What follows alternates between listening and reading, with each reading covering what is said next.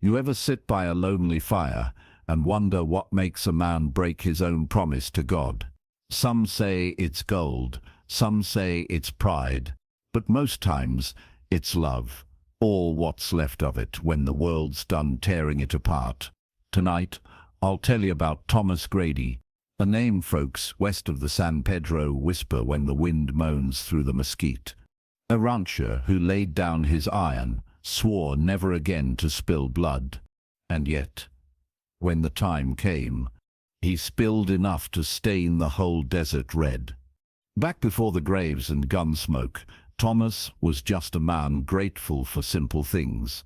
The smell of fresh-cut hay, the laughter of a boy under a big cottonwood, the way Mary, his bride, always set a fresh rose on the supper table, even on lean days. Their homestead lay tucked between rolling foothills and a creek so clear you could see minnows dart past your shadow. Folks called it Grady's Hollow, a patch of heaven in a land more familiar with hell.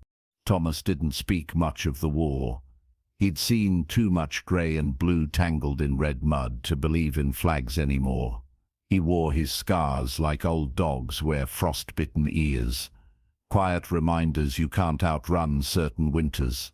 But Mary, God bless her, she never asked about the killing. She just gave him Samuel, bright-eyed, quick to laugh, the best reason a man ever had to stay soft. But the West, she don't care about softness. Not when men like Silas McCall chew up honest soil for profit, then spit out the bones. McCall ran his empire from a white-pillared ranch house up on Widow's Mesa, a king without a crown but plenty mean enough to swing a scepter of lead and fear. He'd taken a liking to Grady's Hollow, wanted the creek, the grass, the easy crossing for cattle drives. Letters came first, polite words from city lawyers paid to sound civil while plotting theft. Thomas burned them in Mary's cookstove. Then came McCall's riders, soft threats at the saloon, offers of coin that smelled like snake oil. Thomas turned his back on him, trusting the land and the Lord to keep wolves at bay. But as any old hand'll tell you, a wolf don't knock. It comes at dusk when the lambs ain't watchin'. The morning death rode in was as plain as any other. Mary humming at her roses, Samuel fishing minnows by the creek, Thomas mending a fence rail busted in the spring flood. He spotted dust on the horizon, 5 black shapes riding tight together. Some part of him, the part that never fully slept, knew right then the fence could wait. He ran for the barn, grabbed the hayfork instead of the iron locked away in the attic trunk.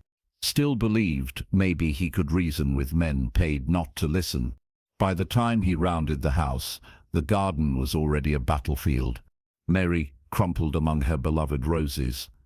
Samuel nowhere in sight till he caught a glimpse of a small boot, half buried in churned-up dirt. The riders didn't linger. Left Thomas alive so he'd sign over the deed, same as every other man who lost too much to fight back. But grief has a way of forging iron where none was left.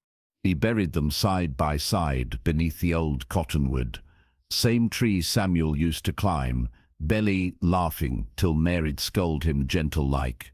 Thomas carved their names into cedar planks by lantern light, the blade trembling in his raw hands, each cut a prayer he didn't know how to say aloud. That night, the desert wind whistled through the rafters, whispering the one truth the West knows best. Blood calls for blood. At dawn, Thomas climbed the attic steps for the first time in 10 years.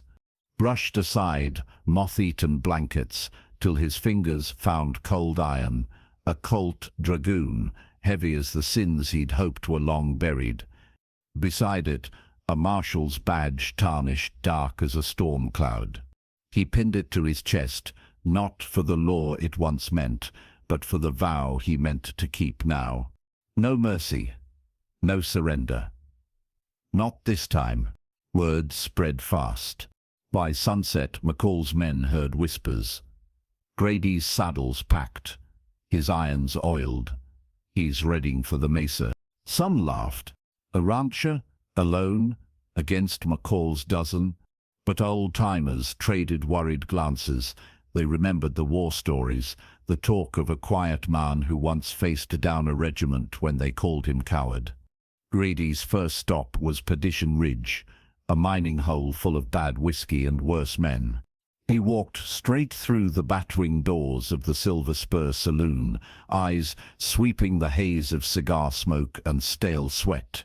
Benny Sloat was there, the drunkest, loudest of McCall's pack, bragging how Mary fell before she knew what hit her. Thomas didn't waste a word. He put Benny through the piano, then planted a bullet dead center in his mouth before the last chord died. On the trail north, 2 more fell beneath Grady's iron ambushed while dozing by a campfire.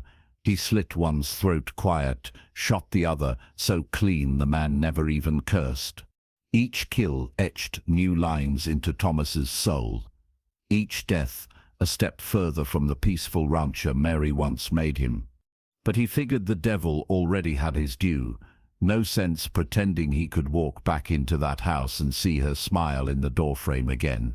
One night, rain pounding like hammers on a tin shack roof, Thomas holed up and found himself dreaming.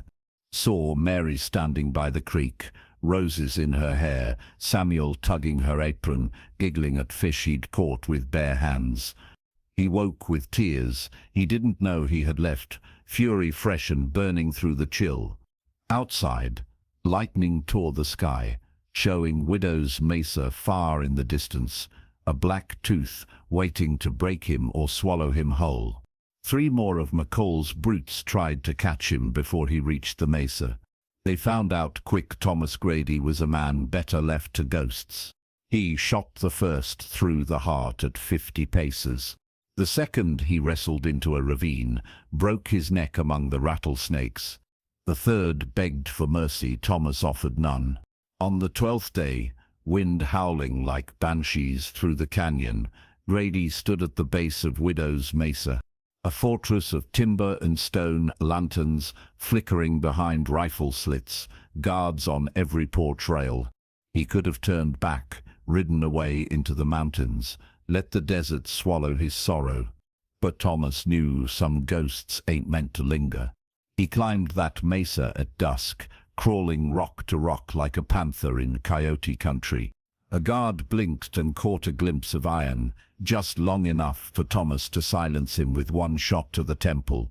Another stumbled out, heard the shot, found only his own death waiting behind the water barrel. By the time the ranch yard lanterns were snuffed by stray gunfire and fear, McCall's fortress was a tomb waiting to be sealed. Inside, McCall hid behind polished oak and stained glass. A man who'd made a fortune drowning honest dirt in lies and lead. He pointed a pistol with trembling hands, big fancy thing, gold inlaid and worthless as his promises. Thomas kicked the desk aside, boots crunching over broken glass. He stared down the same man who'd ripped his whole world from him, and in that moment he felt nothing. No rage, no mercy, just duty. 1 shot. The end of a snake whose venom would never claim another homestead. They say Thomas Grady left the mesa before dawn, walking alone through the spent lantern light and the drifting desert fog. Didn't look back. Didn't take a dime of McCall's blood money. Some swear he rode south, built an orphanage for boys like Samuel. Some say he vanished into the Sierra Madre, hunting bandits who prey on the weak. And some, well, they claim if you listen close, when the wind whips through an empty homestead, you'll hear spurred boots and a quiet promise. A good man may lay down his iron, but he never lays down his love. Next time you stand on stolen ground, remember Thomas Grady, and remember, some legends never sleep. They ride the dust trails still, whispering justice through the mesquite.